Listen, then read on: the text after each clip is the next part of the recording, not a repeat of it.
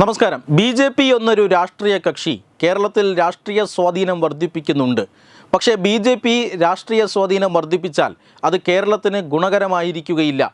ഇങ്ങനെ ഒരു സന്ദേശമാണ് ഈ അടുത്ത കാലത്ത് പുറത്തിറങ്ങിയ എമ്പുരാനിലൂടെ നൽകാൻ ഉദ്ദേശിച്ചിരുന്നത് ആ സിനിമയ്ക്ക് പിന്നണിയിലുള്ളവർ എന്ന് പല വിദഗ്ധരും അല്ലെങ്കിൽ ഈ സിനിമ കണ്ടിറങ്ങിയ പലരും അഭിപ്രായപ്പെട്ടിട്ടുണ്ട്. അതുകൂടാതെ തന്നെ രാജ്യവിരുദ്ധത കുത്തി നിറച്ചിട്ടുണ്ട്. ഭീകരവാദികളുടെ അതേ വാക്കുകളും പദപ്രയോഗങ്ങളും ഉപയോഗിക്കുന്നുണ്ട്. മാത്രമല്ല ഭീകരവാദത്തെയും ഗോദ്ര കൂട്ടക്കൊലയെയും ഒക്കെ വെള്ളപൂശുന്ന അല്ലെങ്കിൽ അതിനെ മഹത്വവൽക്കരിക്കുന്ന ഒരു പ്രമേയമാണ് ആ സിനിമയുടേത് എന്ന രീതിയിലുള്ള അഭിപ്രായങ്ങൾ ഉയർന്നിരുന്നു. അപ്പോൾ ഈ അഭിപ്രായങ്ങൾക്കൊക്കെ എതിരായി ഉയർന്ന മറു അഭിപ്രായം എന്നത് സിനിമയെ സിനിമയായി കാണാൻ ശ്രമിക്കണം, അല്ലാതെ അതിൽ ഇത്തരത്തിലുള്ള രാഷ്ട്രീയം കലർത്തരുത് എന്നൊക്കെ പറയുന്നുണ്ടായിരുന്നു.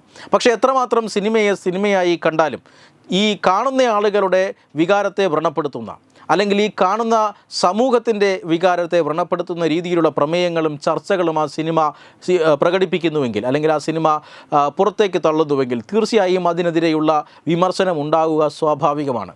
ഇപ്പോൾ അത്തരത്തിലൊരു വിമർശനമാണ് ഈ വൈദികൻ്റെ വാക്കുകളിലൂടെ പുറത്തു വരുന്നത്. നമുക്ക് അദ്ദേഹത്തിൻ്റെ വാക്കുകളൊന്ന് കേൾക്കാം. താങ്കളുടെ ബ്രോഡാഡി എന്ന സിനിമ, അതും സിനിമയായിട്ട് മാത്രം കാണണം. അപ്പോൾ അതിനകത്തുള്ള പൃഥ്വിരാജിന്റെ കഥാപാത്രത്തിന്റെ പേര് ഈശോ എന്നാണ്. വിവാഹത്തിന് മുമ്പ് ഒരു യുവതിയെ ഗർഭിണിയാക്കി അബോർഷൻ നടത്താൻ നിർബന്ധിക്കുന്ന പൃഥ്വിരാജിന്റെ ആ കഥാപാത്രത്തിന് ഈ ഭൂലോകത്തിൽ 700 കോടിയിലധികം ജനങ്ങളുള്ള ഈ ഭൂലോകത്തിൽ പൃഥ്വിരാജിന് 700 കോടി പേരുകളുണ്ടായിട്ടും ഈശോ എന്നുള്ള ഒരൊറ്റ പേര് മാത്രമേ പൃഥ്വിരാജിന് ഇടാനായിട്ട് കിട്ടിയുള്ളൂ എന്ന് പറയുമ്പോൾ പൃഥ്വിരാജെ, എനിക്ക് പൃഥ്വിരാജിനോട് ചോദിക്കാനുള്ളത്, താങ്കൾക്ക് ഈ 700 കോടി പേരുകൾ ഉണ്ടായിട്ടും വെറും ഒരു പേര് മാത്രമാണ് എന്ന് പറഞ്ഞുകൊണ്ട് താങ്കൾക്ക് ഞങ്ങൾ പ്രാർത്ഥനയോടെ വിളിക്കുന്ന ഞങ്ങളുടെ ദൈവത്തിന്റെ പേര് മാത്രം എടുത്ത് ഈശോ എന്നുള്ള പേരെടുത്ത് ഈശോ വ്യഭിചാരം ചെയ്തു, ഈശോ അബോർഷന് പ്രേരിപ്പിച്ചു എന്ന് പറയിപ്പിക്കാൻ വേണ്ടി താങ്കൾ നടത്തുന്ന ആ ബുദ്ധിയുണ്ടല്ലോ, അത് ദയവ് ചെയ്ത് ഞങ്ങൾക്ക് വേദന ഉണ്ടാക്കുന്നുണ്ട് എന്ന് താങ്കളോട് മലയാള ഭാഷയിൽ പറയുകയാണ്.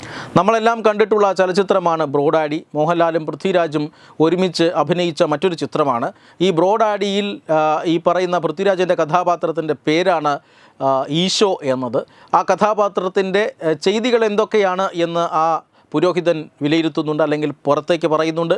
ആ ചെയ്തികളൊക്കെ ചെയ്യുന്നയാൾക്ക് ഈ ലോകമെമ്പാടുമുള്ള ക്രിസ്ത്യാനികൾ ആരാധിക്കുന്ന അല്ലെങ്കിൽ മലയാളികളായ ക്രിസ്ത്യാനികൾ ആരാധിക്കുന്ന ആ യേശുവിൻ്റെ പേര് തന്നെ ഇടണമായിരുന്നു എന്നാണ് ഈ പുരോഹിതൻ ചോദിക്കുന്നത്. ലോകത്ത് എത്രയോ കോടി പേരുകളുണ്ടായിരുന്നു, പൃഥ്വിരാജിന് എന്തുകൊണ്ടാണ് ഈ പേര് തിരഞ്ഞെടുത്തത് എന്നറിയില്ല എന്നൊക്കെയാണ് അദ്ദേഹം പറയുന്നത്. അപ്പോൾ തീർച്ചയായും ഇത്തരത്തിൽ പൃഥ്വിരാജും അതുപോലെ തന്നെ മറ്റു ചിലരുമൊക്കെ ഈ കേന്ദ്ര കഥാപാത്രങ്ങളാകുന്ന അല്ലെങ്കിൽ സിനിമയുടെ അണിയറ പ്രവർത്തകരാകുന്ന സിനിമകളിലൊക്കെ ഇത്തരത്തിലുള്ള ഹിന്ദു വിരുദ്ധ ആശയങ്ങൾ, ക്രിസ്ത്യൻ വിരുദ്ധ ആശയങ്ങളൊക്കെ പ്രചരിപ്പിക്കുന്നുണ്ട് എന്നുള്ളതിൻ്റെ തെളിവാണ്. അത് പലരും അത് മനസ്സിലാക്കുന്നുമുണ്ട്, പക്ഷേ അത് പുറത്തു പറയുന്നില്ല. വർഗീയവാദിയായി ചിത്രീകരിക്കപ്പെട്ടാലോ എന്ന് പുറത്തു പറയാതിരുന്നതാണ്. പക്ഷേ ഇപ്പോൾ എമ്പുരാനിലടക്കം ഇത്തരത്തിലുള്ള പ്രമേയങ്ങൾ ചോദ്യം ചെയ്യപ്പെടുമ്പോൾ പഴയ സിനിമകളിലൊക്കെ ചെയ്തിട്ടുള്ള അല്ലെങ്കിൽ ഇത്തരത്തിലുള്ള തോന്നിയവാസങ്ങൾ വീണ്ടും ഓരോന്നോരോന്നായി ജനം ഓർത്തെടുത്ത് പുറത്തേക്ക് പറയുകയാണ്. അതായത് രാജ്യവിരുദ്ധ കണ്ടന്റുകൾ, സമൂഹത്തിലെ ഒരു വിഭാഗം മതപരമായിട്ടോ അല്ലെങ്കിൽ ജാതീയമായിട്ടോ ഉള്ള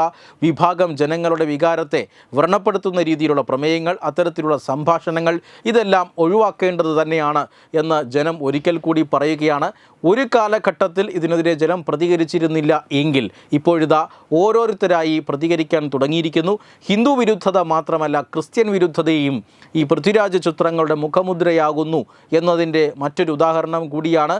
ഇവരെല്ലാം ഉദ്ദേശിക്കുന്നത് ഒരു മതരാഷ്ട്രമാണോ, ഒരു മതത്തിൽ അധിഷ്ഠിതമായ സമൂഹത്തെയാണോ കൊണ്ടുവരാൻ ആഗ്രഹിക്കുന്നത് എന്ന ചോദ്യവും പ്രസക്തമായി മാറുകയാണ്. ഈ പുരോഹിതൻ്റെ വാക്കുകൾ ഒരുപക്ഷെ സമൂഹം നേരത്തെയും ചർച്ച ചെയ്തിട്ടുണ്ടാകാം. ഇപ്പോഴും കൂടുതൽ ചർച്ചകളിലേക്ക് ഈ വാക്കുകൾ നയിക്കുമെന്ന കാര്യത്തിലും തർക്കമൊന്നുമില്ല. Web desk Tatwamayi news.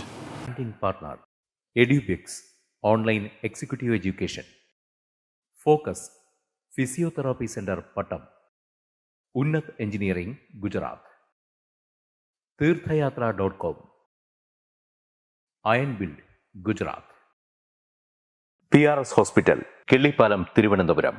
5 തലമുറകളായി നിങ്ങൾക്കൊപ്പം. തുമ്പമൺ ശ്രീ വടക്കുംനാഥൻ ക്ഷേത്രം, അമ്പലക്കടവ്, പത്തനംതിട്ട.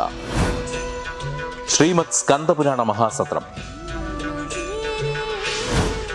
2025 മെയ് 11 മുതൽ 18 വരെ.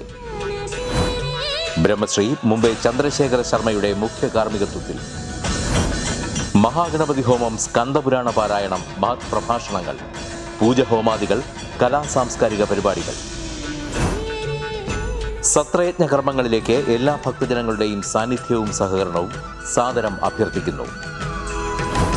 മഹാസത്രവേദിയിൽ മെയ് 18 പഴനി അരുൾമിക ദണ്ഡായുധപാണി സ്വാമി ദേവസ്ഥാന അർച്ചക സ്ഥാനികർ ശ്രീസെൽവ സുബ്രഹ്മണ്യ ശിവശാരിയാരുടെ മുഖ്യകാർമ്മികത്വത്തിൽ നടക്കുന്ന അതിശ്രേഷ്ഠവും സർവൈശ്വര്യദായകവുമായ സ്കന്ദഹോമം.